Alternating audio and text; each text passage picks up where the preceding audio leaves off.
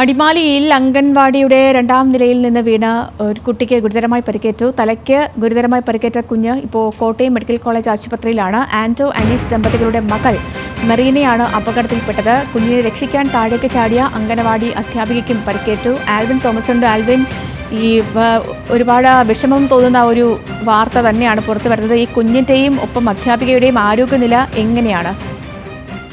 ലക്ഷ്മി, വളരെ ആശങ്ക ജനിപ്പിച്ചൊരു വാർത്ത കൂടിയെന്ന് വേണം നമുക്ക് പറയാൻ. കാര്യം, അംഗനവാടി കെട്ടിടത്തിന്റെ രണ്ടാം നിലയിൽ നിന്ന് ഒരു കുട്ടി താഴേക്ക് വരുന്ന ഒരു സാഹചര്യമാണ് ഉണ്ടായത്. ഇന്നലെയാണ് ഈ സംഭവം ഉണ്ടായത്. ഇടുക്കി അടിമാലി കല്ലാറിലുള്ള അംഗൻവാടി കെട്ടിടത്തിൽ നിന്നാണ് ഈ കുട്ടി താഴേക്ക് വീണത്.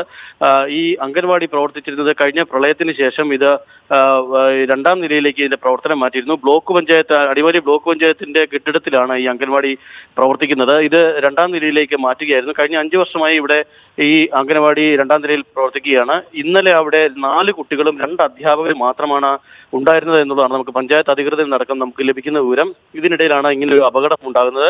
അധ്യാപകരുടെ ശ്രദ്ധക്കുറവാണ് ഇതിൽ സംഭവിച്ചിട്ടുള്ളത് എന്നുള്ളതാണ് വീട്ടുകാരുടെ പരാതിയായി നമുക്ക് അറിയാൻ കഴിയുന്നത്.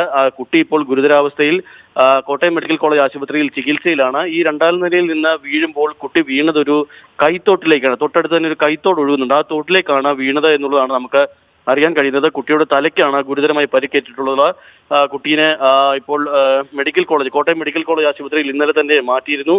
ഈ പ്രദേശത്ത് വലിയ തരത്തിലുള്ള പ്രതിഷേധം ഈ അംഗൻവാടി അധ്യാപകർക്കെതിരെ ഉയർന്നിരുന്നു. പഞ്ചായത്ത് അംഗങ്ങൾ അടക്കമുള്ള ആളുകൾ അവിടെ എത്തിയിരുന്നു, നാട്ടുകാർ അവിടെ എത്തിയിരുന്നു.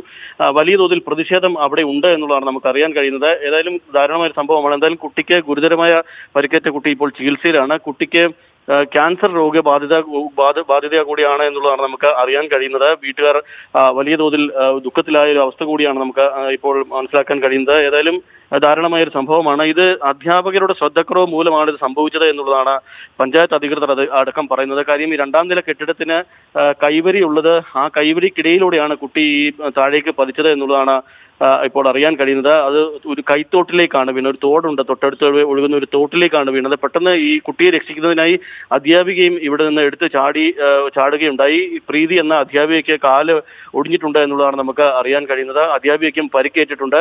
ഏതായാലും ഇതൊരു അനാസ്ഥ എന്നതുകൊണ്ടാണ് ഇങ്ങനെ ഒരു അപകടം സംഭവിച്ചത് എന്നുള്ളതാണ് ഇപ്പോൾ വീട്ടുകാരും അതോടൊപ്പം തന്നെ ഈ പ്രദേശവാസികളും പരാതിപ്പെടുന്നത്. ഇതിൽ പോലീസ് കേസെടുത്ത് അന്വേഷണം ആരംഭിക്കുമെന്നുള്ളതാണ് നമുക്ക് അറിയാൻ കഴിയുന്നത്. ശ്രീലക്ഷ്മി, ശരി ആൽവിൻ, എന്താണെങ്കിലും വലിയ സങ്കടകരമായ ഒരു വാർത്ത തന്നെയാണ്. എത്രയും വേഗം ആ കുഞ്ഞും അതുപോലെ തന്നെ അധ്യാപികയും രണ്ടുപേരും ഈ അപകടഘട്ടമൊക്കെ തരണം ചെയ്യട്ടെ.